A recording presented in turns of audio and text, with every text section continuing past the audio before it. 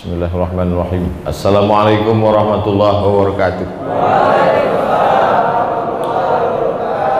Alhamdulillah wassalatu wassalamu ala Rasulillah wa ala alihi wa sahbihi wa man tabi'ahu wa mawalah. Anak raja memakai katun, katun dipakai di Tanjung Harapan. Susah mau menjawab pantun karena kita belum sarapan. Yang saya hormati Bapak Ketua Pengurus beserta seluruh jamaah Masjid Al-Ikhlasiyah. Selanjutnya Al-Mukarram Ustadz Ja'far Hasibuan, sahabat kami, guru kami. Mudah-mudahan anak cucu kita menjadi penghafal Quran dan qari seperti beliau. Judul kita subuh ini adalah peran pemuda dalam meningkatkan ekonomi umat. Pemuda itu bahasa Arabnya syabab. Syabab itu batas usia 50 tahun. Itu masih disebut syabab. Ini kabar gembira bagi bapak-bapak yang 49 tahun 11 bulan. Masih muda. Jadi nanti kalau pulang ke rumah, sampaikan ke ibu itu di rumah, kata Ustadz tuh aku masih muda lagi. Walaupun kau bilang aku udah bau tanah, masih muda. Saya 43 tahun, maka itu masih masuk syabab. Maka dalam hadis Nabi dikatakan, la tazulu qadama 'abdin, kaki anak Adam tidak akan bergerak. Artinya kita ini nanti akan berdiri di hadapan Allah Subhanahu wa taala di soal banyak pertanyaan. Bapak Ibu hafal semua ayatnya. La tus'alunna yauma idzin 'anil na'im. Banyak pertanyaan yang akan ditanya.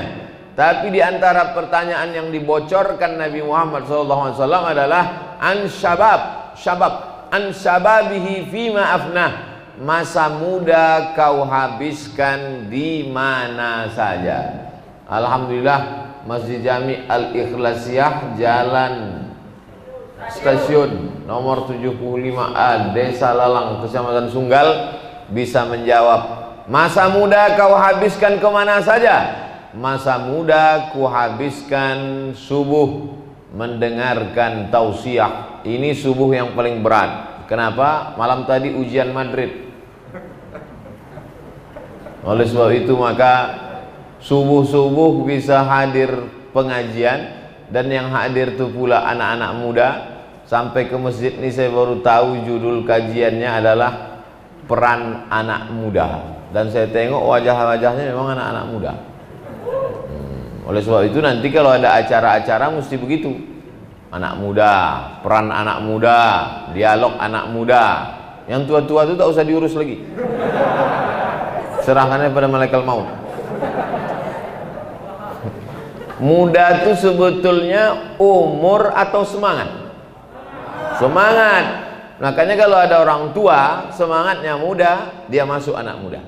Yang tersinggung tadi berarti udah tua. Kalau ada orang tua semangat muda, dia masuk golongan anak muda.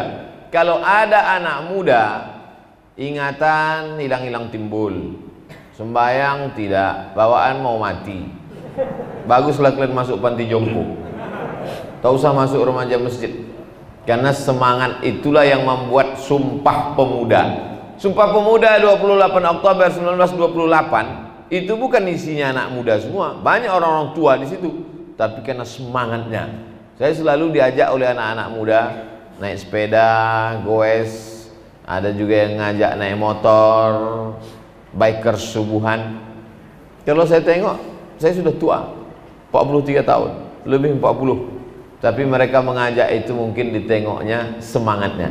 Nah, jadi definisi pemuda itu di bawah 50 tahun. Definisi pemuda itu semangatnya masih muda.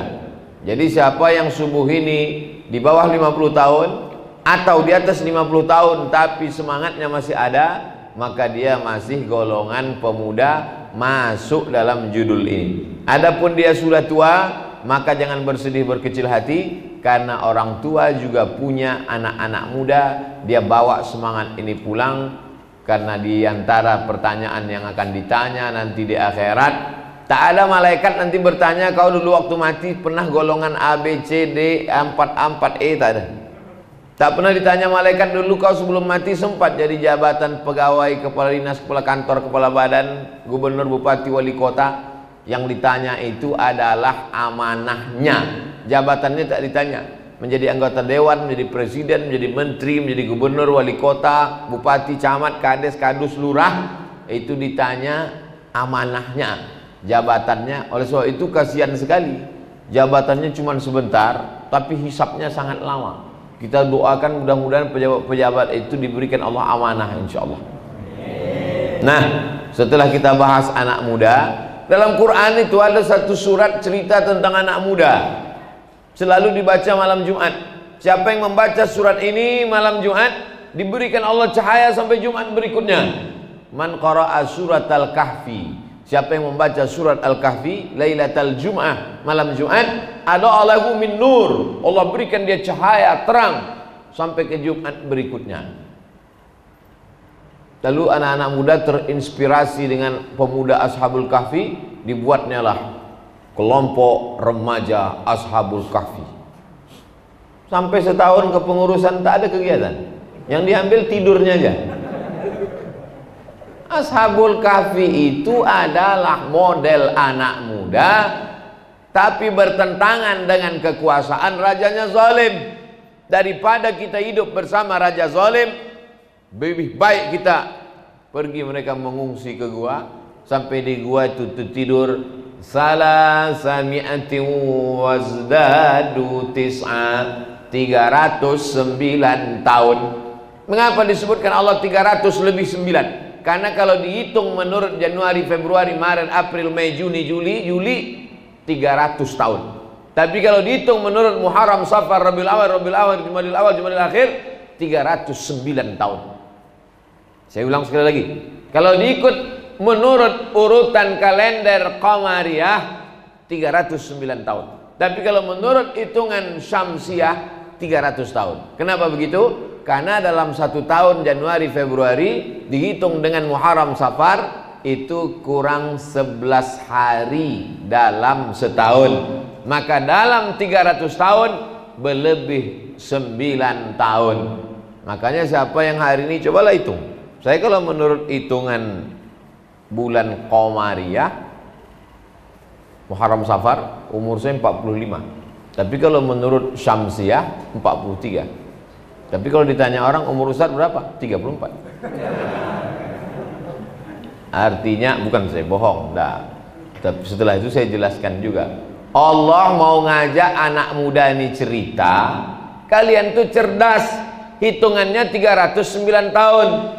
Bisa dihitung pakai hitungan Qamariyah, bisa dihitung pakai hitungan Syamsiah.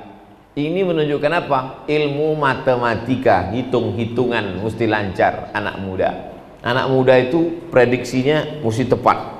Saya umur 22 selesai S1, umur 24 selesai S2, umur 26 selesai S3. Jelas hitung-hitungannya ke depan. Jadi kalau ditanya orang, gimana rencana kau ke depan? Terserah apa ya, kata takdir aja lah. Oleh sebab itu maka anak muda mesti jelas planningnya ke depan. Anak muda disebutkan dalam Al-Quran adalah anak muda yang bersemangat luar biasa. Karena mereka tak punya kekuasaan, maka mereka tertindas, lari ke sebuah gua. Tapi ada seekor anjing yang mengawal mereka. Itu yang disebut Ashabul Kahfi. Anjing binatang najis, bahkan najisnya tidak sama macam ular. Kalau ada orang megang ular, tak apa-apa.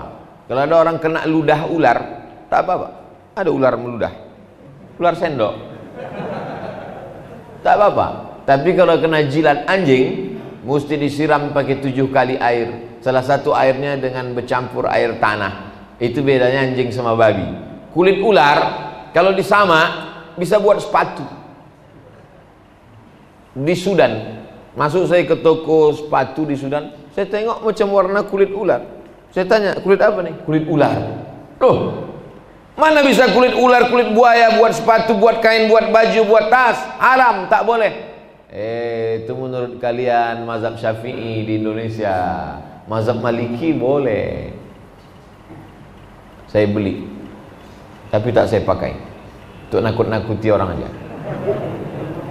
Yang macam-macam kalian. Tengok nih sepatuku, kulit buaya, kulit ular sawah. Artinya apa? Bukan satu mazhab saja yang kita pegang. Maroko mazhabnya Maliki, Sudan mazhabnya Maliki. Menurut mazhab Maliki boleh. Begitulah kreativitas mereka. Nah, jadi kalau ada anak-anak muda kampung Lalang ini nanti menangkap ular sawah, bisalah buat sepatu. Kalau ada yang mengharamkannya, haram itu. Menurut mazhab Syafi'i, menurut mazhab Maliki boleh. Jangan kita pakai, kita ekspor ke tempat lain. Artinya apa? Selalu ada kreativitas. Seekor anjing yang mengawal Ashabul Kahfi, dalam satu ayat diulang 4 kali. Anjing, anjing, anjing, anjing. Apa makna cerita itu? Anjing yang najis, anjing yang busuk, anjing yang kotor, anjing yang mughallazah, najis berat, mesti dibasuh 6 kali pakai air biasa, 1 kali pakai air campur tanah. Tapi dia tetap disebut dalam Quran. Kenapa? Karena dia mengawal anak muda yang takut kepada Allah Subhanahu wa ta'ala. Sedang mengawal anak muda yang takut sama Allah saja dimuliakan Allah, apalagi anak mudanya. Sampai akhirnya mereka terbangun dari tidur panjang. Rupanya orang kalau terbangun ini lapar, itu maka dikasih kuih. Terbangun dari tidur panjang, diambilnya duit, disuruhnya kawannya beli nasi. Coba pergi kau beli dulu nasi. Tapi jangan kau seradak-seruduk gayanya, kau beli pelan-pelan. Wal yatalattaf wa la yus'iranna bikum ahada. Kau beli nasi, kau beli makanan ke pasar, wal yatalattaf. Wal yatalattaf artinya kau beli dengan pelan-pelan, wa la yus'iranna bikum ahada, supaya orang di pasar tak tahu bahwa tak kenal dengan kita. Pelan-pelanlah kawannya tadi pergi ke pasar membeli makanan. Sampai di pasar tukang makanan menengok duitnya. Duit kalian ini tahun 300 tahun yang lalu. Terkejut dia. Kau dari mana? Aku dari gua. Duit ini 300 tahun yang lalu kok kau masih pakai? Dilaporkan ke raja. Raja sudah berganti. Raja yang zalim, yang jahat sudah mati 300 tahun yang lalu. Akhirnya mereka datang beramai-ramai mengunjungi gua itu. Menengok ada anak-anak muda yang gagah perkasa beserta anjing yang mengawal mereka. Lalu kemudian setelah itu makan selesai bicara, mereka pun mati yang sesungguhnya. 309 tahun dalam keadaan ditidurkan Allah. Allah mau menunjukkan kepada manusia semuanya, inilah hamba-hambaku yang istiqamah. Maka siapa yang membaca surat ini malam Jumat, diberikan Allah kekuatan anak muda, diberikan Allah istiqomah anak muda, diberikan kehebatan anak muda sampai Jumat berikutnya. Amin. Yang bilang amin yang baca Ashabul surat Al-Kahfi malam Jumat kemarin. Yang tak baca boleh juga, cuma jangan kuat-kuat kali. Ustaz baca kemarin, baca, tak pernah saya lupa. Setiap malam Jumat baca Ashabul Kahfi, baca surat Al-Kahfi, habis itu baca surat Yasin. Kalau bisa dari maghrib sampai ke isya, maghrib sampai isya kosong. Bisa juga malamnya, tengah malam habis tahajud, bisa juga menjelang subuh, bisa juga setelah subuh, bisa juga menunggu khatib naik mimbar, bisa juga. Tapi jangan baca Quran waktu khatib naik mimbar. Ada juga sekarang nih alim tapi bodoh, baru tobat. Wow, kok kenapa baca Quran pula khatib sedang khutbah? Dua-dua mesti berguna Pak Ustaz. Telinga mendengar, mata menengok. Mana bisa? Kau pikir kau komputer Core 2? Kita ini dengar-dengar aja. Kalau baca-baca aja. Idza quri'al Quran, kalau ada orang baca Quran, fastami'u lahu, dengar baik-baik. Wa ansitu, diam. La'allakum turhamun. Mudah-mudahan dapat rahmat. Inilah anak muda. Kenapa anak muda yang selalu disebut dinasehati? Sab'atun yuzilluhumullah, 7 golongan yang dapat naungan Allah. Yauma la dhilla illa dhilluh. Hari itu tak ada naungan kecuali naungan Allah Subhanahu wa taala. Di antara 7 yang dapat naungan itu, syabun, anak muda, nasya'a fi ibadatillah, anak muda yang tumbuh beribadah kepada Allah. Anak muda yang lain tidur sampai jam 9 pagi, tak bangun-bangun. Anak muda yang lain sibuk pacaran. bonceng sana, bonceng sini. Anak muda yang lain sibuk sakau, mabuk. Anak muda yang lain sibuk ngelem. Anak muda yang lain, tapi ada anak muda yang istiqomah beribadah kepada Allah. Kalau orang tua ke masjid itu biasa. Kalau orang tua enggak ke masjid baru luar biasa. Kalau anak muda ke masjid luar biasa. Makanya ketika dikasih judul peran anak muda, inilah anak-anak muda yang luar biasa. Beruntung ayah kalian, bertuah emak kalian, tak sia-sia dia melahirkan. Bangga emak. Apa kata emak? 9 bulan 10 hari kau kukandung, nak 2 tahun kuku susukan, tapi kau beribadah kepada Allah. Ibu-ibu kalau mau ngasih nasihat begitu, Bu. Kalau ada anaknya macam-macam, rugi aku rasanya mengandung kau 9 bulan 10 hari. Kau tahu kau sakau begini 3 bulan ku keluarkan aja kemana. Bapak yang dimuliakan Allah Subhanahu wa taala. 9 bulan 10 hari dikandung, 2 tahun disusukan. Keluar hanya cuma jadi koruptor, keluar cuma jadi pemabuk, keluar cuma jadi pengedar. La haula wala quwata illa billahil aliyil azim. Oleh sebab itu, qalilan ma tashkurun, sikit orang yang bisa bersyukur. Wa qalilun min ibadiyas syakur, sikit hambaku ini yang pandai bersyukur. Kenapa? Karena di tengah kekacauan dunia saat ini masih ada anak-anak muda yang istiqomah. Maka apa kata Allah? Innal ladzina qalu rabbuna Allah, mereka yang berkata Rabbku Allah, summa istaqamu, istiqamah mereka. Tatanazzalu alaihimul malaikah, turun malaikat. Turun malaikat. Tapi nanti jangan pula kalian pulang dari sini langsung ngaku nampakku malaikat tadi. Sedang Umar bin Khattab aja tak tahu malaikat Jibril. Datang seorang rambutnya sangat hitam, bajunya sangat putih, duduk dekat Nabi, belaga lututnya sama lutut Nabi, dipegangnya paha Nabi, bertanya dia tentang akhbirni anil Islam, akhbirni anil iman, akhbirni anil ihsan. Setelah itu dia pun pergi. Nabi bertanya, tahu kalian siapa tadi itu? Enggak. Umar, tahu kau siapa tadi? Tidak. Itulah Jibril.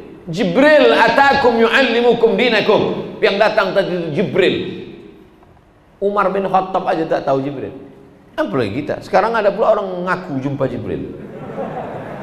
La ilaha illallah Muhammadur Rasulullah. Oleh sebab itu maka jangan mengaku-ngaku. Memang Jibril alaihissalam datang membawa wahyu. Jibril alaihissalam datang. Setelah Jibril alaihissalam datang, meninggal Nabi Muhammad SAW, putuslah wahyu. Tapi ilham masih ada.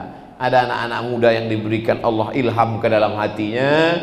Takut dia kepada narkoba, takut dia kepada pacaran. Yang pacaran-pacaran segera ambil HP, putuskan, unsubscribe,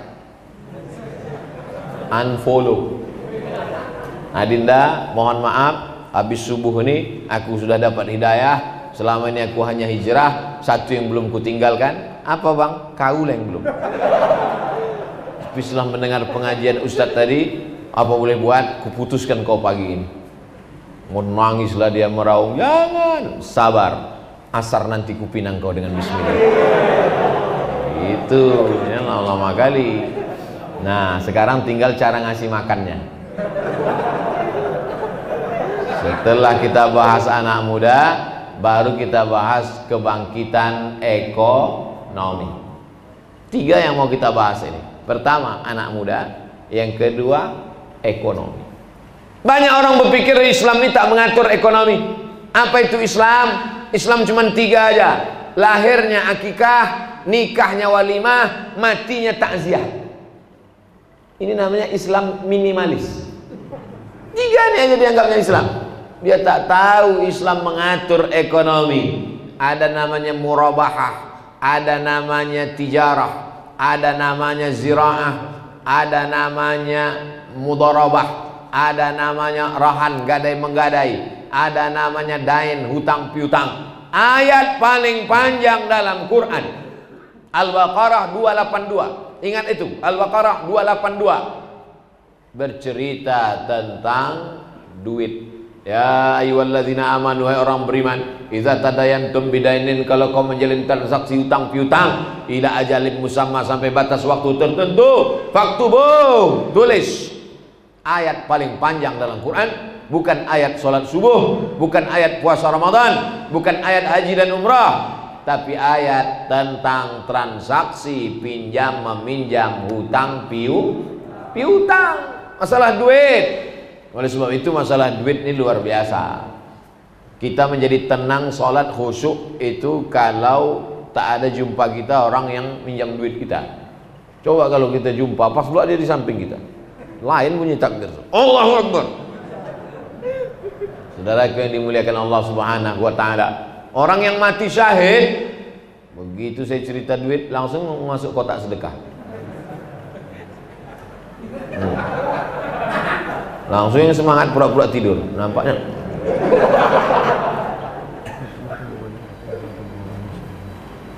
Itu kotak untuk membangun masjid.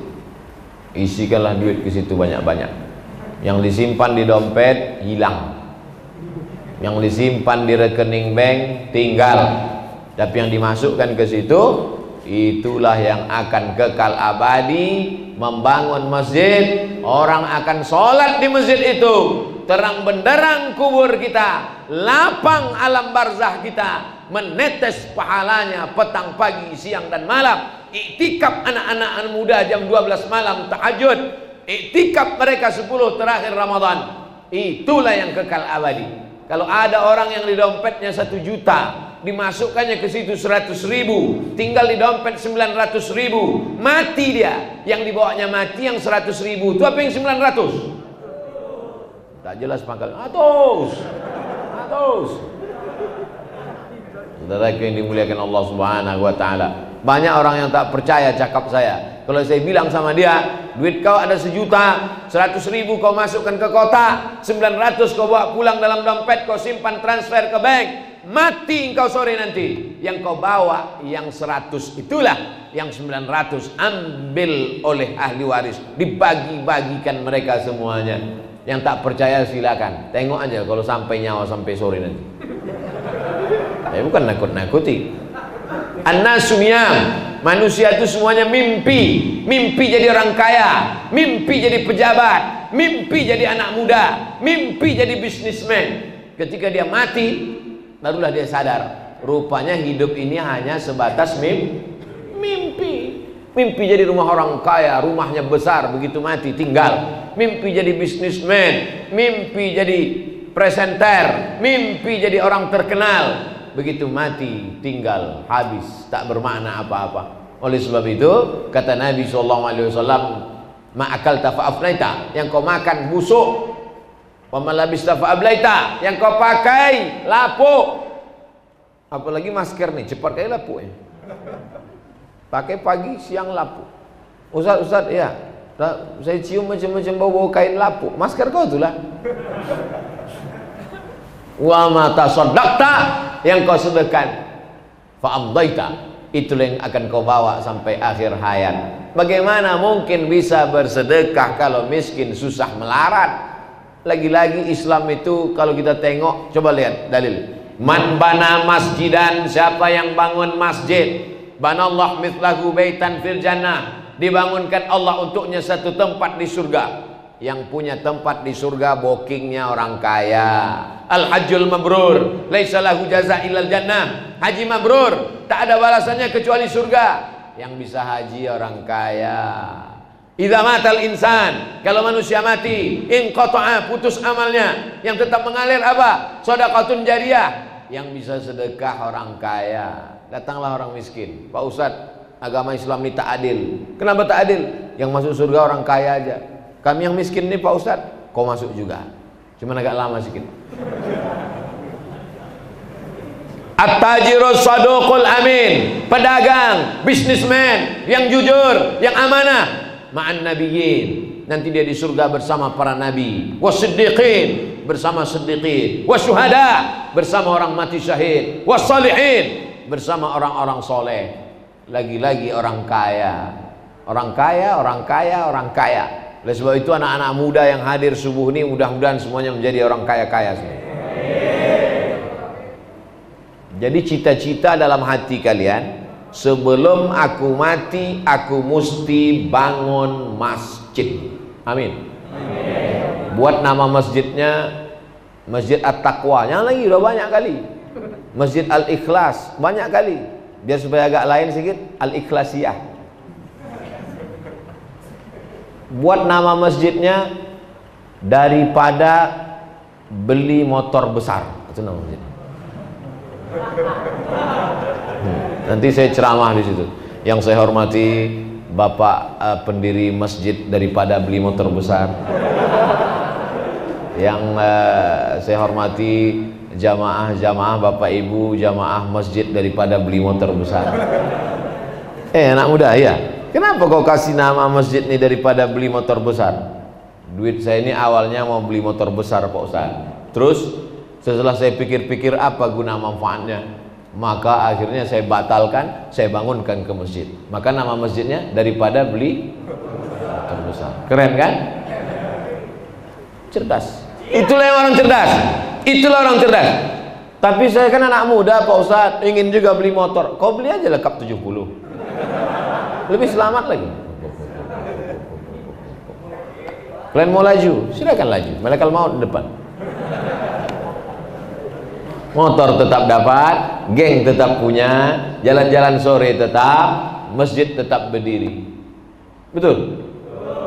Mati, hilang, tinggal semuanya tak bermakna. Tapi kalau ini bisa dilaksanakan, berdiri satu masjid, sholat orang dalamnya, masjid itu pula di pinggir jalan. Setiap orang mampir singgah sholat tahiyat atas masjid, mengalir, mampir orang cebok dia, mengalir airnya ke makam kita. Man yassara an mu'sirin yassarallahu anhu yaumal qiyamah. Siapa yang melepaskan kesulitan orang di dunia, dilepaskan Allah kesulitannya pada hari kiamat. Tak ada yang lebih sulit, tak ada yang lebih susah, tak ada yang lebih terjepit di dunia ini daripada menahan kencing. Itulah yang sudah kita lepaskan.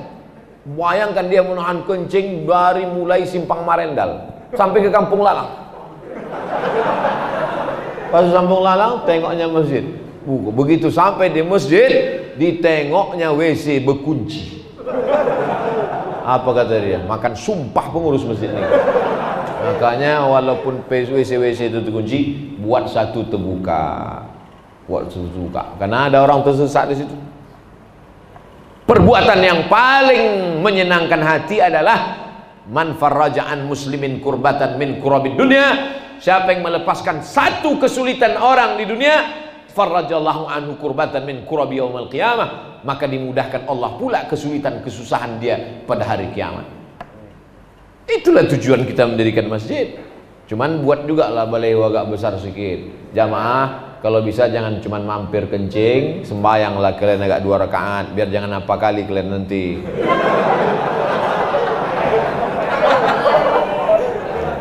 Buat situ. Yang cuma mampir aja. Nah, buat kotak sedekah depan, kotak. Jangan kotak nggak bisa lagi digembok, dilaskan. Dilas ke dinding masjid. Dicor kalau bisa. Masukkan juga lah duit ke sini, jangan numpang kencing aja kalian. Yang macam-macam kalian. Kalau misalnya ambil ini, kuretakkan tulang pinggang kalian. Nah, oleh sebab itu maka ini semua adalah amal. Hari ini anak-anak muda kalian boleh ketawa, tapi saya yakin dan percaya itu masuk ke kepala kalian, tertulis di kepala kalian, teringat di hati kalian. Saat 20 tahun, 30 tahun akan datang, saat itu kalian menjadi direktur, saat itu kalian jadi kepala dinas, kepala kantor, saat itu kalian punya jabatan, maka dalam kepala kalian ingat aku ceramah Ustaz Somad, aku tak akan mati sebelum bangun masjid. Jadi kepala dinas kalian tengok kantor megah, hebat, mewah, pakai eskalator, musola kecil macam kandang kucing. Maka program pertama yang kalian laksanakan adalah aku sebagai kepala dinas mendirikan masjid. Langsung kalian ambil kertas, panggil kepala badan, kepala kasub, kepala seksi, panggil semua. Aku selama sebulan di sini mesti berdiri satu masjid. Kalian tanda tangan ini. Tak siap campakan kalian. Awalnya dari keterpaksaan, lama-lama menjadi ketenangan, lama-lama menjadi keinginan. Yang sudah bangun masjid ada target dalam hati kalian, aku sebelum mati mesti bangun masjid 100 masjid. Saya pernah ketemu orang kaya di Medan ini. Ustaz Somad, doakan cita-cita saya. Apalagi cita-cita Bapak? Rumah sudah ada, mobil sudah ada, pesawat pun ada. Mau apa? Sebelum aku mati, aku mau bangun 100 masjid. Ustaz Somad udah ada bangun masjid? Ada. Cuman nggak perlu kita update kan? Nah, kalau kalian anak muda-muda mesti kalian update nanti. Begitu masjid jadi, kalian update status di depan masjid. Siapa nama kalian? Namaku Jalil Pak Ustaz. Masjid Al Jalil. Siapa nama kau? Robert. Buat situ. Masjid Robert Al Islami. Waduh lah mantap. Masjid siapa itu? Masjid saya. Oh, kalau begitu kau riak. Untuk membangkitkan semangat anak-anak muda supaya mereka semangat bekerja, semangat cari duit, tunggang langgang lintang pukang. Apa beda orang Islam cari duit dengan orang Islam yang tak cari duit? Apa beda orang beriman cari duit dengan orang tak beriman cari duit? Sama-sama bisnis, sama-sama dagang, tapi mereka bedanya ada target yang ingin dicapai. Orang beriman kalau cari duit, tujuannya duitnya itu untuk kepentingan agama. Buatkan kos-kosan gratis. Gimana Pak persiapan pensiunnya? Alhamdulillah Pak Ustadz, 100 pintu kos-kosan sudah siap. Mana dia? Itu. Kenapa pintu semua? Memang pintunya aja dulu Pak Ustadz. 100 kos-kosan. Kos-kosan pakai AC. Untuk eksklusif, pakai AC, pakai TV, hebat. Buatkan 3 ini gratis untuk anak tak mampu, untuk fakir miskin, untuk anak muda berprestasi. Mesti ada begitu. Kalau tidak habis, Al-Kayyis itulah orang yang cerdas. Siapa yang orang cerdas itu? Mandana nafsahu amila lima ba'dal maut. Ditekannya hawa nafsunya, dia berpikir apa yang akan kubawa mati nanti setelah mati. Tulis 3 pintu kos-kosan ini untuk wakaf, hasilnya mengalir ke Masjid Al-Ikhlasiyah. Amin. Udah ada belum? Kita doakan mudah-mudahan ada. Tiba-tiba dikasihnya lah kos-kosan yang kurang-kurang mantap. Insya Allah masuk surga kurang-kurang mantap. Saudara yang dimuliakan Allah Subhanahu Wa Taala, pengalaman kami bersama selama ceramah pengajian di mana-mana, ada pernah orang mengasih motor. Ustadz Somad, ini motor untuk Ustadz. Akhirnya kami bawa motor itu bannya 2. Kalau bannya 4, mobil. Jadi adalah Ustadz nih orang Medan, ditelepon sama orang Jawa, kau jemput aku nanti pakai motor ya. Dijemput orang tuh pakai sepeda motor. Rupanya maksudnya motor tuh mobil. Karena di Medan motor tuh mobil. Adalah orang ngasih saya sepeda motor, bannya 2. Ustadz ini untuk dakwah, kami serahkanlah ke suku Talang Mama di pedalaman Riau, di hutan. Karena itu bermanfaat di dalam. Kami serahkan. Kenapa Ustadz serahkan? Jelek kali. Kok bagus kok ambil. Ada pula orang ngasih ambulan. Kemarin kami ceramah di rumah sakit. Tidak ada gunanya punya banyak ambulan. Berapa banyak orang miskin tak bisa dimakamkan, ibu-ibu hamil melahirkan di tengah jalan. Nama anak siapa? Alan Nuari. Lahir di jalan bulan Januari. Mohon maaf kalau kebetulan namanya sama. Gara-gara apa? Gara-gara ambulan mahal. Pas selesai kami situ, datang Pak Direktur. Ustadz Somad, ini kami wakafkan 1 ambulan. Ambulan wakaf pernah dapat kami. Mobil wakaf pernah dapat kami. Mobil yang banyak itu, kalau kalian mati, tinggal. Tapi ada 1 mobil yang bisa dibawa mati. Atau jamaah berbisik, alah ngawur aja Ustadz tuh. Mana ada orang mati bawa mobil? Pikirnya saya nggak dengar. Ada mobil yang bisa dibawa mati. Mobil mana? Mobil yang diwakafkan fisabilillah. Diwakafkan mereka. Ceramah pula saya di Aceh Singkel, ramai di tengah lapang. Tanah yang luas, tinggal itu tanah itu semua. Tapi ada tanah yang kekal abadi. Tanah yang kita perlu cuma 1 meter kali 2 meter. Itulah tempat kita. 1 meter kali 2 meter. Dalamnya 2 meter. Kenapa dibuat 2 meter? supaya baunya tak naik ke atas. Maka dibuat kau makin dalam ke bawah. Biasanya orang ngukurnya setinggi tegak. Begini tegaknya, udah cukup 2 meter ke bawah supaya baunya tak naik ke atas. Karena kalau baunya naik ke atas, datang anjing mengais, dimakan anjing. Ya.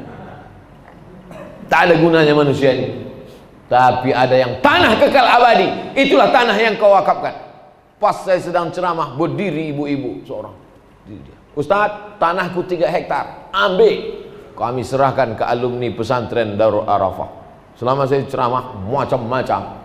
Begitulah hebatnya. Di Mesir saya lihat sendiri, ketika bercerita tentang sedekah, Khalid Mash'al, Jenderal Panglima Angkatan Bersenjata dari Palestina, nelpon, kami sedang sulit melawan Israel, tolong bantu kami. Maka langsunglah datang orang Mesir membawa karung beras. Begitu karung beras dibawa, langsung ibu-ibu orang Mesir itu membuka gelang-gelangnya, masuk gelang itu semua cincin. Pas dibuat di tempat kita, lama orang tuh milih mana gelang paling kecil. Ada satu gelang, masukkan. Pas dibawa ke toko emas, ayah ini imitasi lah. Saudara yang dimuliakan Allah Subhanahu wa taala. Oleh sebab itu maka kita sudah bahas masalah anak muda. Saya kalau ceramah itu di mana-mana fokus. Tak pernah ceramah saya lari ke sana kemari, enggak. 3 tadi yang mau kita bahas. Pertama, anak muda, sudah. Yang kedua, masalah ekonomi. Sudah kita bahas ekonomi. Bagaimana orang bisa bangun masjid kalau ekonominya morat-marit? Gimana orang bisa sedekah ambulan kalau makannya Senin Kamis? Gimana orang bisa membangun panti asuhan, panti jompo, tanah wakaf kalau ekonominya tak bagus? Maka ekonomi dari awal nih, anak-anak muda, coba kalian kasih tahu sama ayah kalian, sama mak kalian. Kau manggil ayah apa manggil mak? Manggil papa. Makan kangkung papa. Ayah, jangan kalian kasih aku jajan bulan Agustus ini. Aku mau menerapkan ekonomi. Jangan kasih jajan Agustus. September aja nanti lipat gandakan.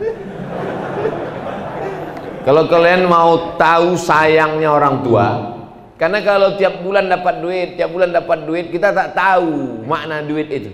Coba kasih tahu sama mereka. Tolong subsidi APBD, APBN putuskan dulu. Putuskan dulu Agustus September ini. Cobalah kalian cari duit jadi tukang parkir, dorsmer, jual. Tadi sebelum kemari kan ada pasar depannya. Ada pasar. Ustadz, kata mereka, loh tahu pula dia ada pengajian sini. Coba rasakan susahnya cari duit. Barulah kalian akan cinta sama ayah sama ibu anak-anak muda. Coba rasakan cari duit. Memangnya Ustadz dulu pernah mengalami seperti itu ya. Saya kuliah di Mesir 5 September 1998 sampai saya ke Mesir. Walaupun jelek kaki saya ini udah sampai ke Mesir nih. 5 September 1998 sampai di Mesir. Tak pernah saya minta duit sekalipun. Bukan ayah saya miskin susah, enggak. Tak apalah kaya kali, tapi pokok sawit adalah agak 253 batang. Berapa kau kirim sebulan? Tak usah kirim, mak. Apa makan kau di sana? Aku dapat beasiswa 160 pon sebulan. Mana cukup itu? Ku cukupkan. Namun minta duit enggak. Aku mau hidup berdikari sendiri. Musim haji pergi kami, bawa barang-barang dagangan. Pulang dari haji, kami bawa pula barang dari Saudi Arabia, naik kapal laut 2 hari 2 malam. Sampai di Makkah Madinah sana, macam-macam kerja. Ada kawan saya dapat kerja cuman sehari aja. Habis itu lari dari tempat kerja, nyuci piring. Tak putus-putus piring. Sekali datang 3 kontainer. Ini tak dapat gaji. Ada yang satu lagi sombong bukan main. Aku udah dapat kerja, man. Kau udah dapat? Belum. Aku udah, alhamdulillah. 60 ringgit, 60 rial nih satu hari. Ah, selamatlah. Besok balik. Kenapa? Berat kali tak sanggup. Apa kerjanya? Ngupas bawang. Ngupas bawang bertimbun. Pakai helm ngupasnya biar jangan pedas biji mata. Jadi kami dulu itu luar biasa. Makanya kalau hari ini saya ceramah di depan anak muda, jangan kalian minta duit kuliah, jangan kalian. Nggak pernah. Saya tak pernah minta duit. S1, S2, S3, tak ada minta duit. Ini sekarang gaya bukan main, petantang petenteng. Asal awal bulan, mak. Mau kuliah, mak. Mau S1, mak. S2, mak. S3, mak. Mau berbini, mak. Anak lahir pun mak juga. Ilaha illallah Muhammadur Rasulullah. Bencong aja nggak minta duit.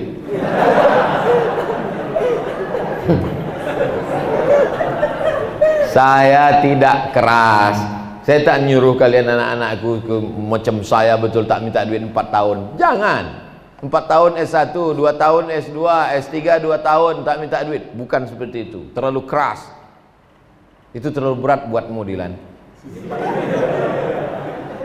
Kalian kusuruh 2 hari aja, sebulan aja, seminggu aja tak usah minta duit. Cobalah cari duit melalui jual koran. Cobalah cari duit melalui doorsmir, cuci mobil, cuci motor. Cobalah jual duit melalui jual online. Biar tahu bagaimana susahnya. Kalau sudah tahu bagaimana sulitnya, pas duit itu dapat, maka rasa sayang untuk ini suka-suka hatinya aja memakai duit. Dikiranya di kamar bapaknya itu ada pokok duit, asal disiram betunas, asal disiram betunas.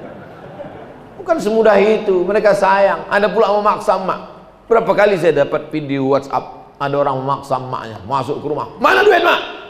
La ilaha illallah. Mau kupijakkan aja batang lehernya. Udahlah emak tu tua melahirkan dia. Kalau memang kau gagah perkasa, pergilah kau ke sana jualan. Bisa kau dapat duit, berhasil hidup. Oleh sebab itu Islam ini mengajarkan Nabi Muhammad SAW tak ada ayahnya, tak ada emaknya. Siapa yang membuat Nabi tak berayah, tak beribu itu? Allah mau mengajarkan kita mandiri. Belum lagi lahir ke dunia, sudah meninggal ayahnya. Walamma tamma min hamlihi syahrani ala ashhuril aqwalil marwiyah tufiya bil madinatil munawwarati abuhu Abdullah.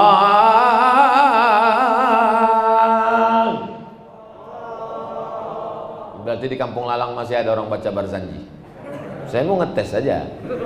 Seandainya tadi pas saya baca itu semuanya diam.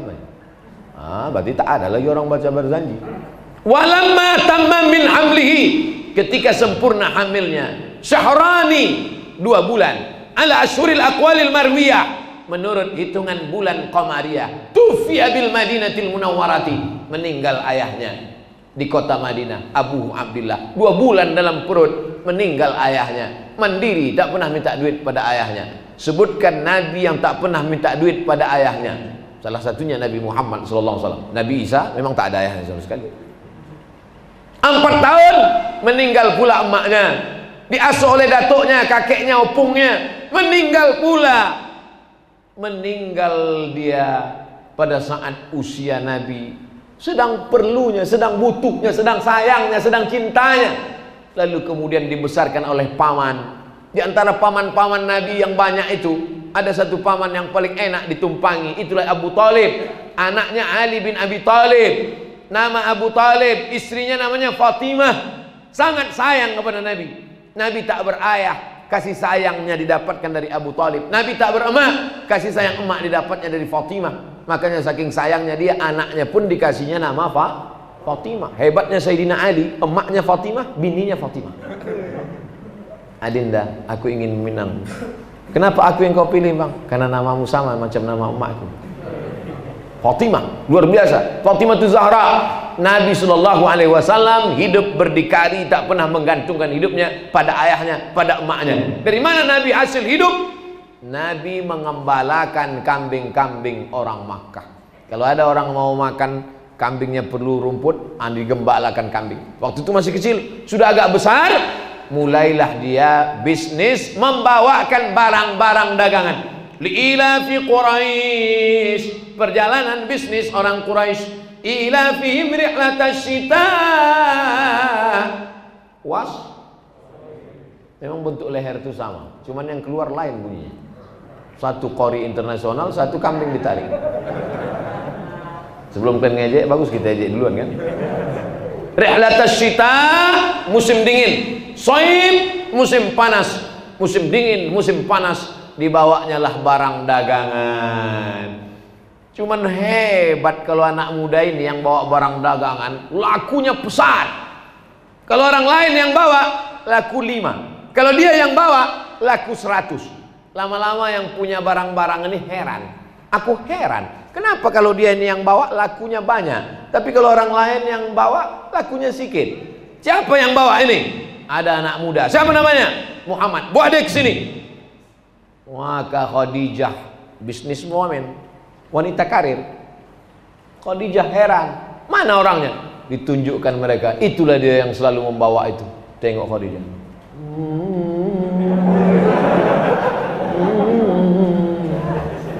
Itu rupanya orangnya.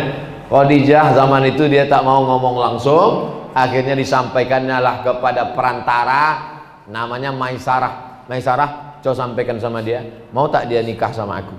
Sampaikanlah ke Nabi, ya Muhammad SAW, ya itu yang punya barang-barang yang kita jualkan selama ini, dia perempuan kaya, mau tak kau nikah sama dia? Akhirnya setuju. Paman-paman Nabi lah meminang Khadijah. Maharnya 20 ekor onta ditambah beberapa uqiyah. Dalam buku ensiklopedia ekonomi Islam disebutkan total mahar nikah Nabi dengan Khadijah, umurnya 25 tahun, anak muda, maharnya 1 miliar.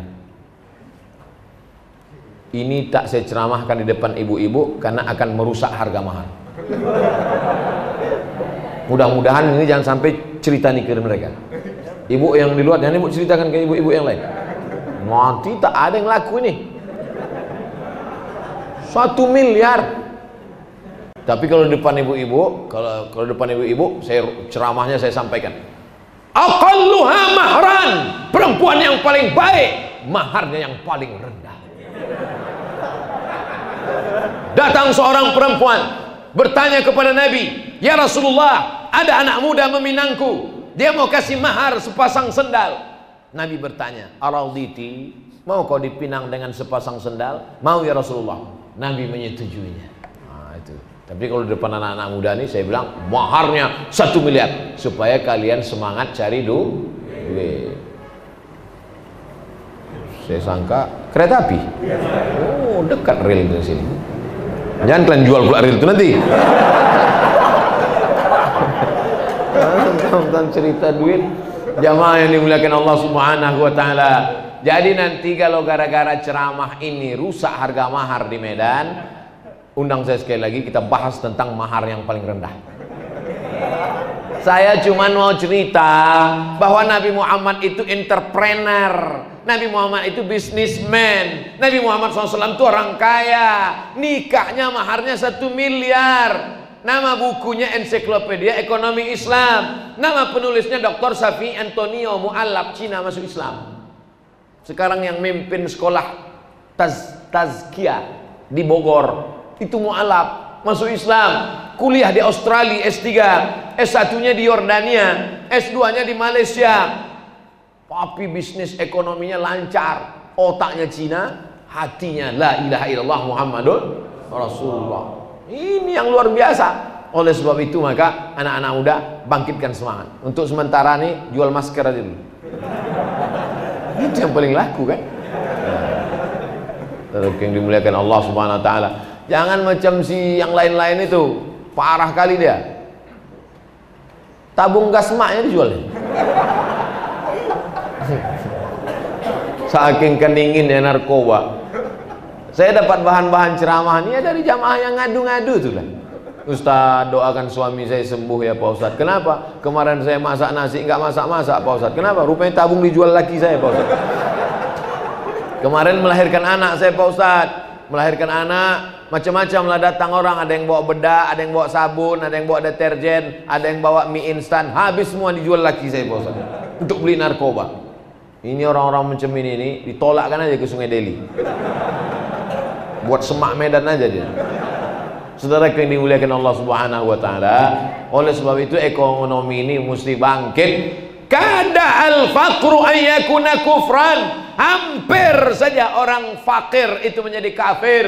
Fakir, miskin, susah, melarat, menjual akidah hanya karena baju kaos, menjual akidah hanya karena dikasih makan sesuap. Karena imannya terletak di sejengkal, sejengkalnya, sejengkal di atas pusat, sejengkal di bawah pusat. Yang di bawah pusat yang diukur sekarang, itu yang ada di otaknya. Sedangkan orang beriman selalu memikirkan hatinya. Hatinya mesti bersih, otaknya mesti bersih. Hati bersih, otak bersih, karena makanan bersih. Nanti kalau ada orang mau ngasih-ngasih yang haram, jangan terima. Ustaz pernah ditawari orang yang haram-haram, oh bolak balik dikasih. Ini Pak Ustaz, haram. Katakan tidak, say no to drug. Katakan tidak pada narkoba. Tadi cerita duit Pak Ustaz. Narkoba itu kan duit juga ujungnya. Korupsi, tidak. Suatu pagi kami makan lontong habis pengajian. Datanglah bapak-bapak. Ustaz Somad, ya. Dulu Pak Ustaz, waktu saya masih jahiliyah katanya. Saya ini dulu jahiliyah Pak Ustaz. Sebetulnya nggak diceritakannya pun, nampak saya dari tatapan matanya. Tertulis di situ jahiliyah. Dulu Pak Ustaz, waktu saya masih jahiliyah, kami bawa duit satu koper. Satu koper kami bawa Pak Ustaz. Kami jumpai pegawai kantor gubernur. Kami mau ngapat proyek sama dia. Kami datang ke rumahnya, Pak, tolong kasih kami proyek, ini duit satu koper. Apa kata bapak itu? Tidak. Tapi anak bapak kan sedang kuliah di Australia, perlu banyak dolar, sekarang sedang krisis ekonomi. Tidak, aku tak mau kasih anakku makan haram. Itu orang luar biasa Pak Ustaz. Dikenang orang sampai akhir zaman. Berhasil, anaknya sukses, dokter, gara-gara dikasih makan halal. Sebaliknya ada yang hantam kromo, bantai saja, riba sudi. Apa aja duit tuh kuasih. Kenapa kau ambil duit itu? Kan haram. Duit kan nggak ada warnanya. Halal sama haram warnanya merah juga. Diambilnya aja semua. Yang ini jadi hantu, yang ini jadi setan, yang ini jadi genderuwo, yang ini jadi sundel bolong, yang ini jadi begu ganjang. Tak ada pun satu jadi orang. Gara-gara makan haram. Saya yakin dan percaya anak-anak muda yang bisa hatinya tergantung di masjid, sholat subuh bisa datang, ini pastilah anak muda yang dikasih makan halal. Karena memang tertulis di situ label halal. Saudara yang dimuliakan Allah Subhanahu wa taala, atib mat'amak, jaga makananmu, takun mustajabad da'wah, maka doamu akan dikabulkan Allah Subhanahu wa taala. Tadi saya mulai jam 5 kurang 15, sekarang jam 6.45, pas 1 jam kita bersama. Ternyata kalau duduk sama anak muda 1 jam tak terasa. Coba duduk sama orang tua. Saudara yang dimuliakan Allah SWT, kalian baca peluang apa kira-kira peluang? Sekarang banyak orang jadi vlogger, banyak jadi YouTuber. Kalian bisa juga buat YouTuber, tapi janganlah cuma ngejar konten. Konten-konten sampah itu jangan lagi kalian perbanyak. Cuma ngejar konten, hanya ngejar konten dipaksakan diri. Orang makan bakso, makan mie ayam, dia makan kecoa. Alhamdulillah makan kecoa hidup. Tengok kawan makan kecoa, followernya 1 juta, mau makan 2 juta, masukkan kepiting. Oh ini kalau nampaknya kalau masukkan kalajengking bisa 5 juta nih, masuk. Memang 5 juta, tapi kau innalillah langsung. Konten di dekat rel kereta api, hai guys, lihat kereta api sudah mendekat, sudah mati. Konten-konten sampah. Padahal untuk buat konten halal itu begitu mudahnya. Medan banyak konten halal. Pergi ke kantor pos Medan. Pergi, saudaraku, aku sedang berada di kantor pos Medan. Kantor pos ini didirikan pada tahun sekian, cerita tentang sejarah. Jangan lupa subscribe, like, and share. Banyak. Buat nanti remaja Masjid Al-Ikhlasiyah lomba konten vlogger, konten bermakna 2020. Buat nanti panitia yang juara nanti saya endorse. Masalah berapa persen nanti kita bicarakan. Saudara yang dimuliakan Allah Subhanahu wa taala, saya sampai hari ini duit YouTube itu tak pernah saya makan. Semua duit YouTube itu untuk beli beras. Nah, Ustaz makan juga berarti untuk fakir miskin. Yang tiap bulan dibagi ke fakir miskin tuh Tapi kalian masih mahasiswa, belum ada pekerjaan, nggak apa-apa kalian makan. Boleh untuk biaya kuliah. Sampaikan pada mak, ayah, jangan kasih lagi duit. Aku alhamdulillah udah ada pendapatan bulanan sekian, dari hasil jual masker sekian, dari hasil jual sendal untuk masjid sekian, dari hasil penjualan sendal di masjid ku jual sekian, dari hasil jual air sekian. Kalau ada duit emak, apa niat cita-cita kau nak? Cita-citaku ingin memberangkatkan haji emak dan umroh. Meleleh air matanya saat kau katakan cita-citaku yang tertinggi ingin membangkitkan kalian umroh mak. Ya, saat itulah kalian sedang menjolok rahmat dari Allah. Tumpah rahmat dari langit, hidup kalian berkah. Ini cita-cita, apa cita-cita kau nak? Cita-citaku jadi pengacara, mau ku penjarakan mak sama ayah nanti. La ilaha illallah. Tiga ini sudah tercapai. Pertama, anak muda. Kedua, ekonomi. Ketiga, peningkatan. Baca peluang, lihat yang terbaik. Insya Allah semua jadi anak-anak muda yang sukses dunia akhirat. Amin. Ya Rabbal Alamin. Ala hazihi niyah al-Fatihah. A'udzu billahi minasyaitonir rajim. Bismillahirrahmanirrahim. Alhamdulillahi rabbil alamin arrahmanir rahim maliki yaumiddin. Iyyaka na'budu wa iyyaka nasta'in. Ihdinas shiratal mustaqim. Shiratal ladzina an'amta 'alaihim ghairil maghdubi 'alaihim waladdallin. Amin. Allahumma shalli ala sayyidina Muhammad wa ala ali sayyidina Muhammad. Allahumma aslih syababal muslimin. Perbaikilah anak-anak muda kaum muslimin, bil khusus jamaah Masjid Al-Ikhlasiyah Kampung Lalang ya Allah. Allahumma ba'idhum 'anil syarri wal fitan. Jauhkan anak-anak muda kami dari keburukan dan fitnah. Allahumma dafa'na al-ghala wal waba wal fahsya wal riba wal zina wal munkar. Selamatkan anak-anak muda kami dari malapetaka, bencana, riba, zina, narkoba, pergaulan bebas, pacaran, LGBT, perbuatan keji dan mungkar. Allahumma ja'alhum minal mujahidina fi sabilik bi amwalihim wa anfusihim. Jadikan anak-anak muda kami ini berjuang di jalanmu, memperjuangkan agamamu dengan harta dan nyawa mereka ya Allah. Allahumma waffiqhum lima tuhibbu wa tardah. Tanamkan ke dalam hati anak muda kami ridha dan cintamu, sehingga mereka beramal dengan amal yang kau cintai dan kau ridhai ya Allah. Allahumma arzuqhumul istiqamata ala syari'atil gharra wa tariqatil bayda. Tanamkan istiqamah dalam hati anak-anak muda kami ya Allah, sehingga badai cobaan berbagai macam datang mereka tetap istiqamah dalam la ilaha illallah Muhammadur Rasulullah. Allahumma arzuqna rizqan halalan thayyiban mubarakan fih. Berikan kami rezeki yang halal dan berkah supaya kami bisa berwakaf, berinfak, berzakat, bersedekah. Allahumma a'inna ala dzikrika, tolong hati kami senantiasa berzikir mengingatmu, wa syukrika, selalu bersyukur padamu, wa husni ibadatik, selalu beribadah dengan ibadah yang terbaik ya Allah. Allahumma ja'al akhira kalamina inda intihai ajalina. Kami ingin saat kami mati nanti yang membisikkan ke telinga kami adalah anak-anak muda kami, la ilaha illallah Muhammadur Rasulullah. Kami ingin saat kami mati nanti yang menyolatkan jenazah kami adalah anak-anak muda kami ya Allah. Kami ingin saat kami mati nanti yang memandikan jenazah kami, yang memasukkan ke liang lahat kami adalah anak-anak muda kami ya Allah. Allahumma jama'na ma'ahum ma'al habibil mustafa fi jannatikal ula. Sebagaimana subuh ini kami bersama di masjidmu, bersama pula kami nanti dalam surga bersama Nabi Muhammad sallallahu alaihi wasallam. Allahumma khtim lana bi husnil khatimah wa la takhtim alaina bi su'il khatimah. Rabbana atina fid dunya hasanah wa fil akhirati hasanah wa qina adzaban nar. Wa sallallahu ala sayyidina wa maulana Muhammad wa ala alihi wa sahbihi wasallam. Walhamdulillahi rabbil alamin.